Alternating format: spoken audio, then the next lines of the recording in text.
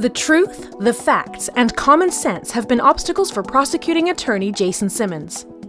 Things only worsened for the prosecution and Enumclaw detective Grant McCall when defense called their first witness, Dr. John Yuille. After citing his extensive research and professional expertise on human memory and child abuse interview techniques, Dr. John Yuille gave his analysis of McCall's interview, stating, among other things, that it was absolutely terrible. Detective McCall's leading interview with the complainant stemmed from extreme bias. McCall's bias was confirmed multiple times when he took the stand, including testimony of his belief that Malcolm's group is evil and twisted. Watch Enumclaw.com for more information on Dr. Yuille's testimony and further trial developments. And every allegation comes from the detective. The quality of the interview of the complainant in this case was very poor.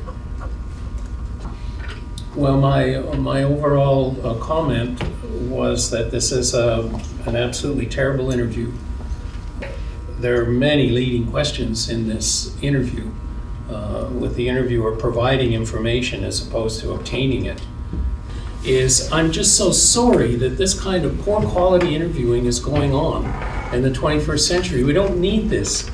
What we need are good quality interviews to be done where whether she's a victim or not, whether she gets to tell her story so we can evaluate her story instead of it all being led by what the officer's looking for. And that's what I'm an advocate for good investigation, not for one side or the other in this case. If I did an interview like this, we would know what her version of events is. From this, we have no idea. Where were they when these alleged acts occurred, and how did they unfold? There's nothing here.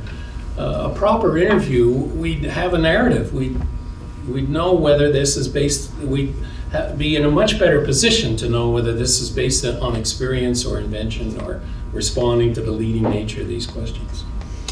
Dr. Yuille, who provided most of the information in this interview? Was it Detective McCall? The detective provided a lot of the critical information. Did Detective McCall ever give an opportunity for a narrative response? No. Dr. Yuille, was this an investigative interview? This was an interview to confirm what the detective thought or the investigator thought had happened, not to investigate what may or may not have happened. Does this interview adhere to the basic tenets of the Washington State Guidelines? No. I mean, this entire interview is not acceptable. Every single alleged act is suggested first by the officer, and every act?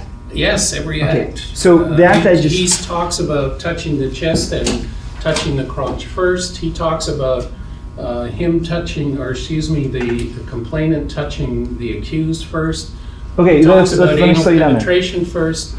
You said that he. I would ask that counsel give the witness an opportunity to finish his answer before he asks another question. Go ahead. My apologies, doctor. So I'm still trying to respond to your question, and you say, tell me what happened then.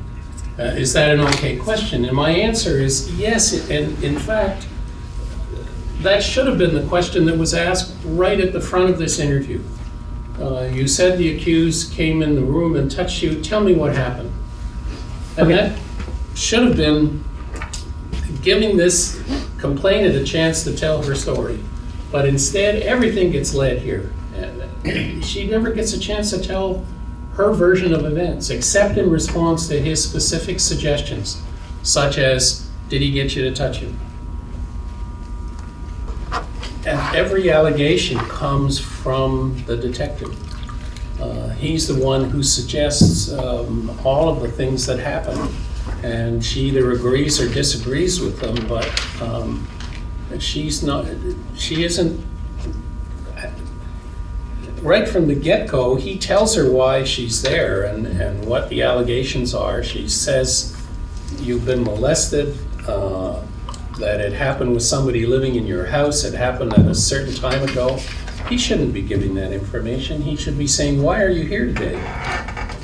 I don't know this interviewee, so I don't know how susceptible she is or is not to suggestion. I can say that this is how, if you wanted to do an interview to make suggestions to a complainant, this is how to do it.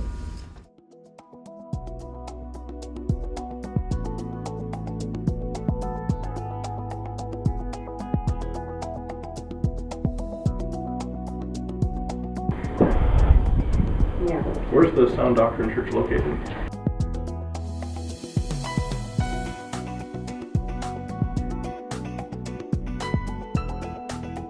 Watch enumclaw.com for more information on Dr. Yuille's testimony and further trial developments.